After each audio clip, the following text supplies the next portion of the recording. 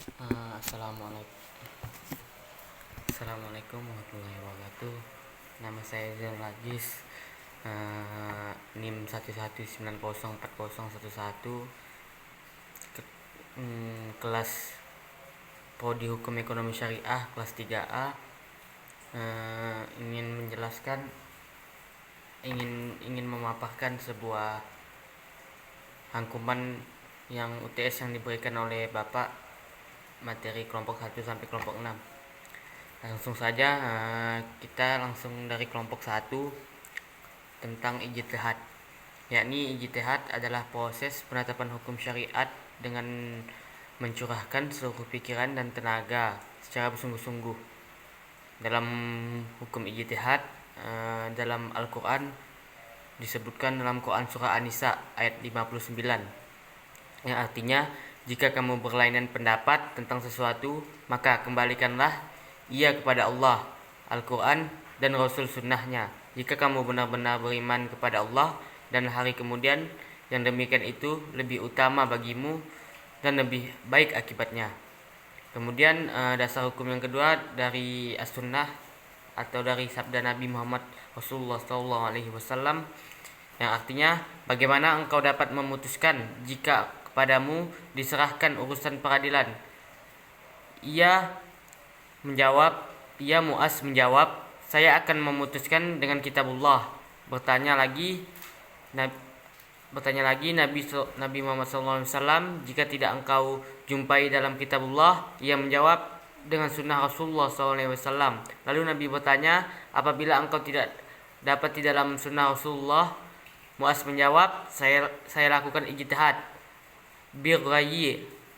Berkatalah Mu'az, maka Nabi menepuk dada dan bersabda, segala puji bagi Allah yang telah memberi taufik kepada utusan Rasulullah SAW sebagaimana Rasulullah meridhoinya. Hadis riwayat At-Tirmizi 1249. Macam-macam ijtihad diantaranya yakni ijma, qiyas, ihtisan, sudud zariyah, maslahah mursalah, uruf, dan istishab. Ijma yakni suatu kesepakatan para ulama dalam menetapkan hukum agama Islam berdasarkan Al-Quran dan hadis dalam suatu perkara. Hasil dari kesepakatan para ulama tersebut berupa fatwa yang dilaksanakan oleh umat Islam. Qiyas yakni suatu penetapan hukum terhadap masalah baru yang belum pernah ada sebelumnya, namun mempunyai kesamaan manfaat, sebab, bahaya dengan masalah lain sehingga ditetapkan hukum yang sama. Yang selanjutnya istihsan yakni suatu tindakan meninggalkan satu hukum kepada hukum lainnya karena adanya dalil syara' yang mengharuskannya. Sudud zariyah yakni suatu pemutusan hukum atas hal yang mubah, makruh, atau haram demi kepentingan umat. Maslahah mursalah yakni suatu cara penetapan hukum berdasarkan pada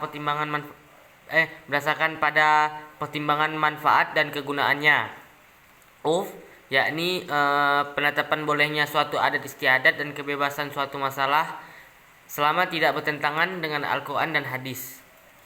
Istishab yang terakhir yakni suatu penetapan suatu hukum atau aturan hingga ada alasan tepat untuk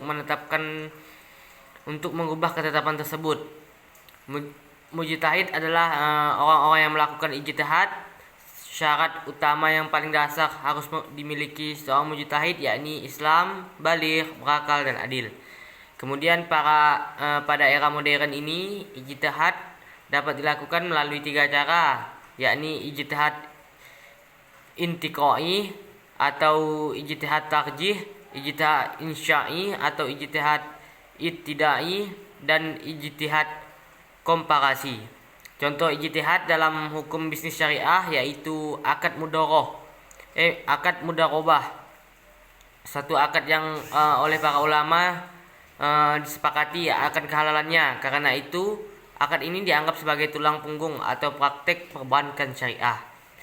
Selanjutnya materi kelompok kedua, hak Allah dan hak adami. Hak Allah yaitu di mana seorang hamba mendekatkan diri kepada Allah, mengagungkan dan menegakkan syariatnya, atau mewujudkan kemaslahatan umum tanpa menghususkan sebagian orang ataupun kelompok. Tujuan hak Allah ini yakni beribadah kepada Allah, diantaranya sholat, zakat, puasa, haji, ibadah haji, haji dan ibadah haji. Ibadah ini bertujuan terwujudnya kemaslahatan umum karena menyangkut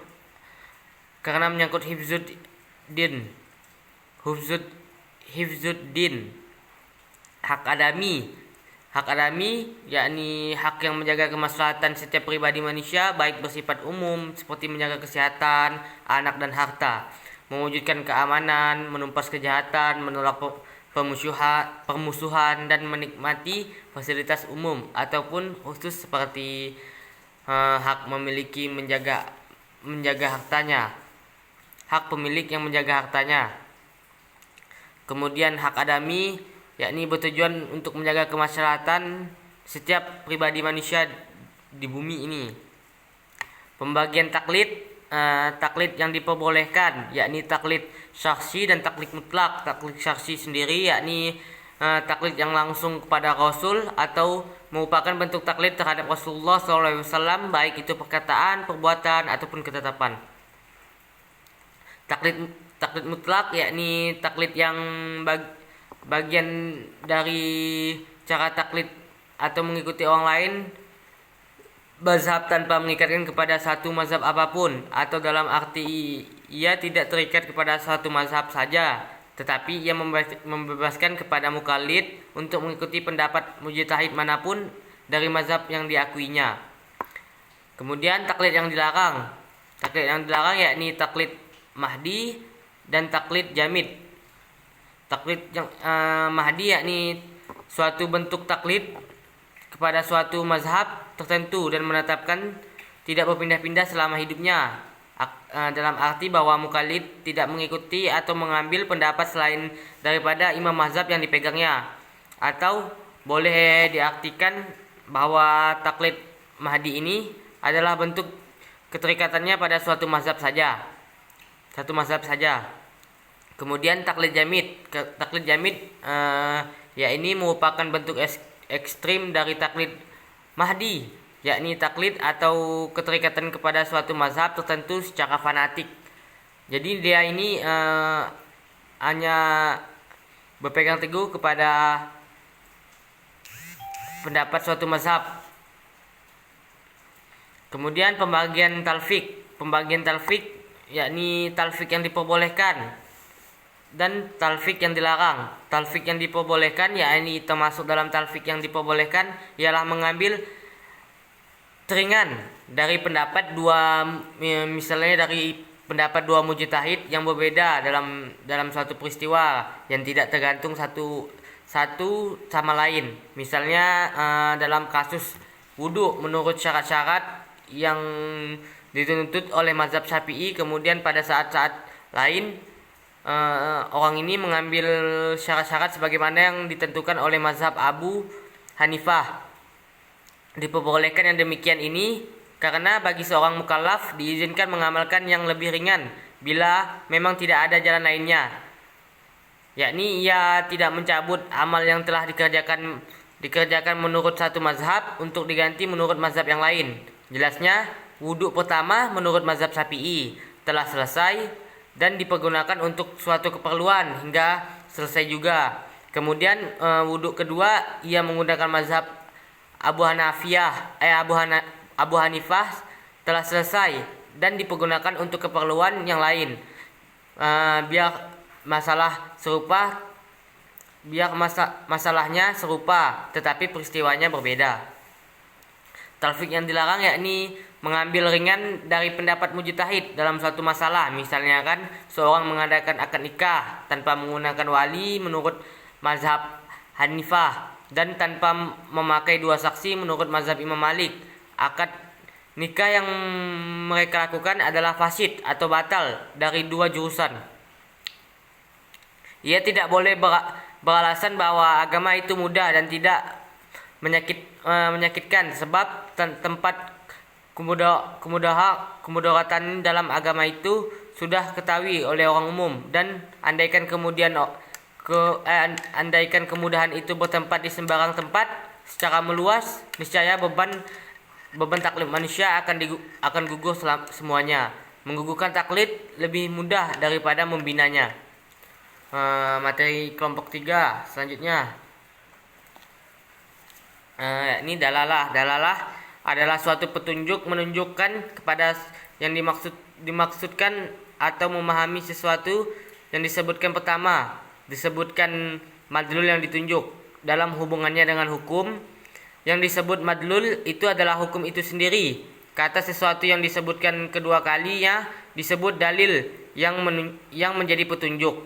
Dalam hubungannya dengan hukum, dalil itu disebut dalil hukum. Kemudian Imam Abu Hanifah membagi ke dalam 4 macam, yaitu ibaratu al-nash, isyaratu an-nash, dalalatul an-nash, dan iktida'u al-nash.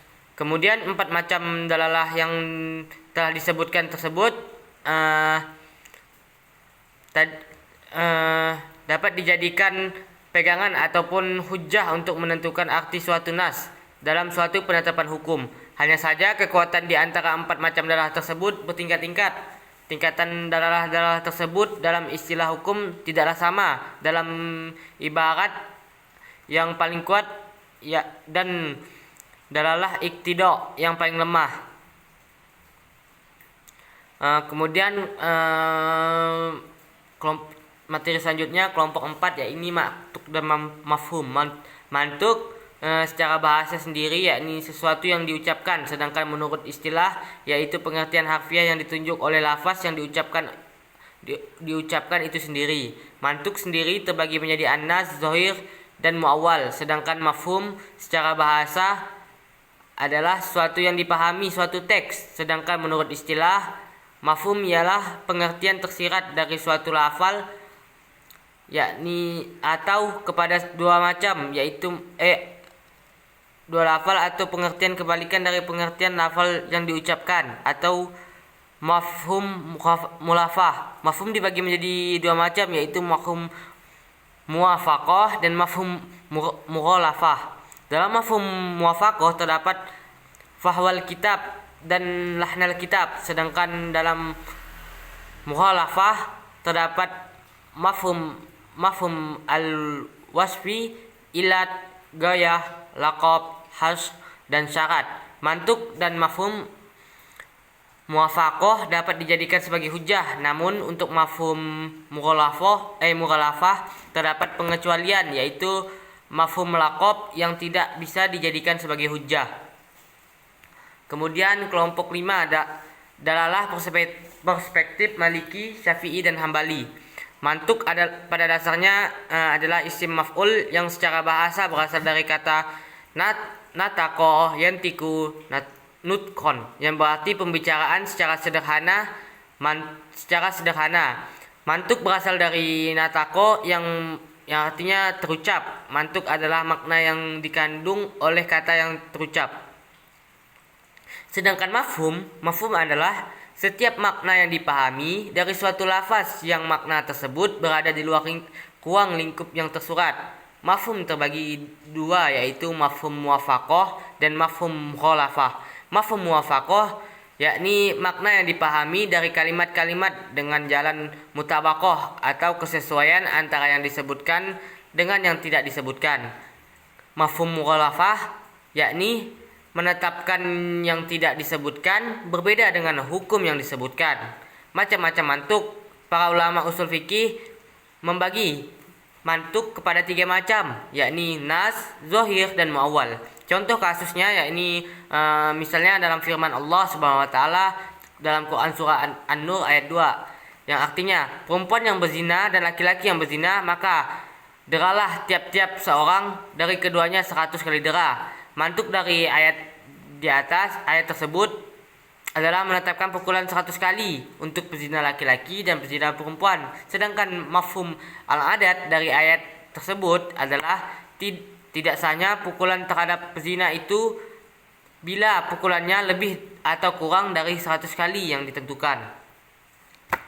Memahami redaksi Al-Quran dan hadis bagaikan menyelam ke dalam samudera yang dalam ataupun yang luas. Dibutuhkan kunci atau metode keilmuan khusus untuk sampai ke sana sehingga kita bisa mengetahui maksud dan tujuan nas Al-Quran maupun dari hadis, baik dari sudut teks maupun dari aspek makna. Di antara beberapa pembahasan yang berkaitan dengan pembahasan berkaitan dengan hal tersebut, pendekatan makna adalah penarikan kesimpulan bukan kepada nas langsung seperti penggunaan kias ataupun analogi, istihsan, maslahat dan sebagainya. Sedangkan pendekatan lafal nas penerapan membutuhkan beberapa faktor pendukung yang sangat dibutuhkan seperti penguasaan terhadap makna dari lafal ataupun pengertian yang ditunjuk oleh lafal ataukah mengetahui dalalahnya terhadap makna dari lafal. Mengetahui dalalnya yang menggunakan pendekatan mafhum yang diambil dari konteks kalimat, mengerti batasan-batasan yang membatasi ibarat-ibarat nas, pengertian yang dipahami dari lafal nas apakah berdasarkan ibarat nas atau isyarat nas dan sebagainya. Kemudian penjelasan yang terakhir dari kelompok 6, kejelasan dalalah dan tingkatannya. Secara bahasa, zohir berasal dari kata zoharo, artinya tampak, terlihat, muncul, lahir, dan lahir. Zohir menurut istilah, yakni menurut ahli usul fikih, adalah suatu yang dimaksud ditunjukkan oleh bentuk nas itu sendiri tanpa membutuhkan faktor dari luar. Bukan tujuan asal dari susunan katanya dan mungkin untuk ditakwil. Menurut bahasa, nas berarti raftu asy-syai' atau munculnya segala sesuatu yang tampak, dan sebab itu dalam mimbar nas ini sering disebut mana sahat. Menurut istilah ahli usul fikih, al-mufassar adalah nas yang dengan sendirinya menunjukkan makna secara rinci, tidak memungkinkan adanya takwil, antara lain karena bentuk nas itu dengan sendirinya telah menunjukkannya makna secara jelas dan rinci yang di dalamnya tidak ada lagi kemungkinan diberi makna lain. Muhkam adalah suatu lafaz yang menunjukkan makna dengan dilalah tegas dan jelas serta qat'i dan tidak mempunyai kemungkinan ditakwil, ditaksis dan dinas. Meski pada masa Nabi, lebih pada masa setelah itu. Mungkin sekian dari rangkuman materi dari saya. Kurang lebihnya mohon maaf. Bila ada kata yang salah mohon dimaafkan. Wabillahi taufiq wal hidayah. Saya tutup dengan alhamdulillah.